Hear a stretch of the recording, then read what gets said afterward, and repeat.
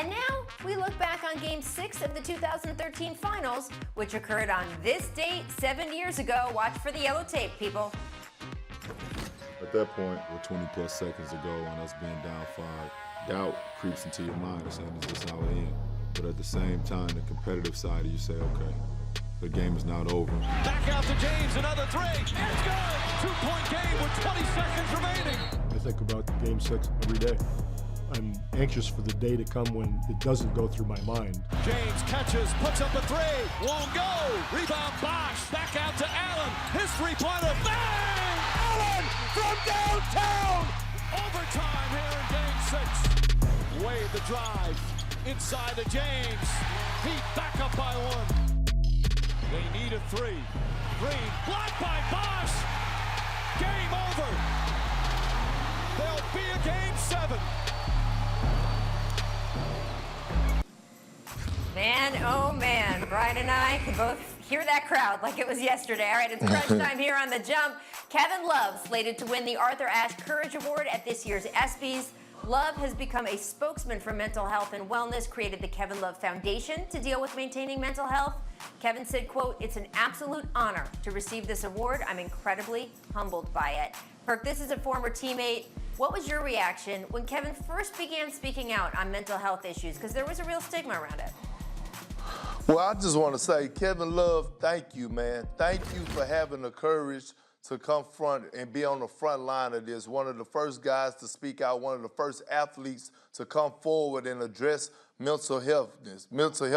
And I think it's a beautiful thing to see, and K Love has done a great job in the community. And right now is the time for you to stick your chest out, and you accept that award with open arms, my brother, because we're proud of you. I know I am.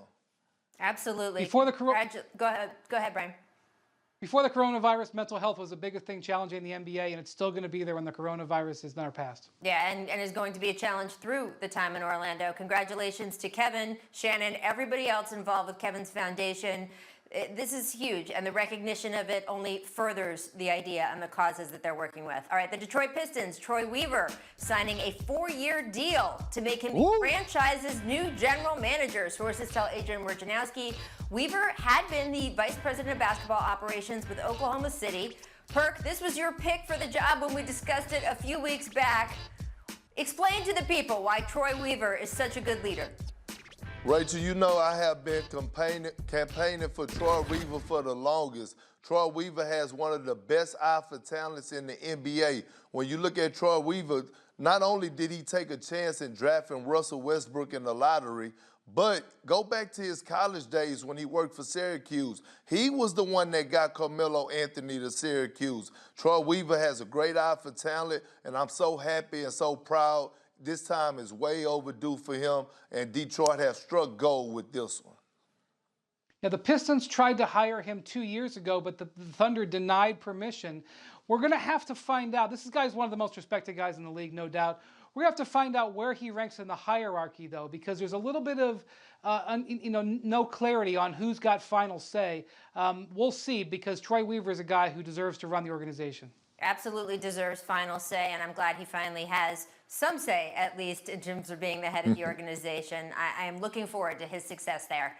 Sources telling Woj also that Orlando Magic assistant Pat Delaney and Spurs assistant Will Hardy will interview for the Knicks head coaching job. So throw another 2 names onto their list of potential candidates. Of course, there are a few free agent head coaches whose names keep coming up every time a job opens up. So Brian, which current free agent coach do you see being hired before next season begins? Well, I thought Tom Thibodeau was going to get this job, and I guess I still do, but the fact that they're going this deep is either a tremendous effort to have depth in their search process, or they're really unsettled. But I still think that Tom Thibodeau is the front runner for this job. I thought it the day that Leon Rose was hired as the Knicks president. Well, listen, Brian, I think it's time for change. I think it's time to get some new young blood. I'm tired of, we can't keep rotating suits. Like, it's time to put some new blood in there. And I have a list of guys. I think former NBA players, Ty Lue, who's a champion, obviously.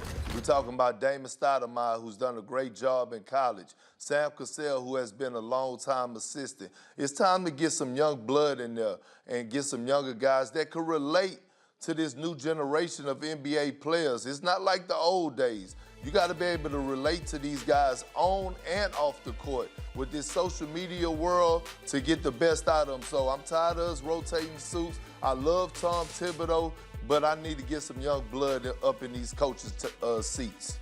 Rotating suits, that's a great expression, Perk. I mean, Brian, is part of it depending on which way the Knicks want to go? If they think they're going to have a younger team that needs development, or if they're going to, once again, go star hunting? Yeah, I mean, is Bradley Beal available in trade this summer or fall, I guess, or not? I mean, that's a factor. The other guy that we haven't talked about is Mike Miller. He did a terrific job in that role. And if you haven't been paying attention, guys who've been promoted from the G League, as Mike Miller was, have done very well. So, developing a young team is what Tom Thibodeau was tasked with in Minnesota. It didn't go so well. That should be meaningful, maybe. Well, Rachel, I think they're going to need a young coach because guess what? They're not going to get a star. They're not going to get a star player in the trade. They're going to get a star in the draft. So they're going to be young with R.J. Barrett, and they're going to draft LaMelo Ball. I keep preaching that. So they have to go with a young coach to relate to their young coach. Thanks for watching ESPN on YouTube. For live streaming sports and premium content, subscribe to ESPN+.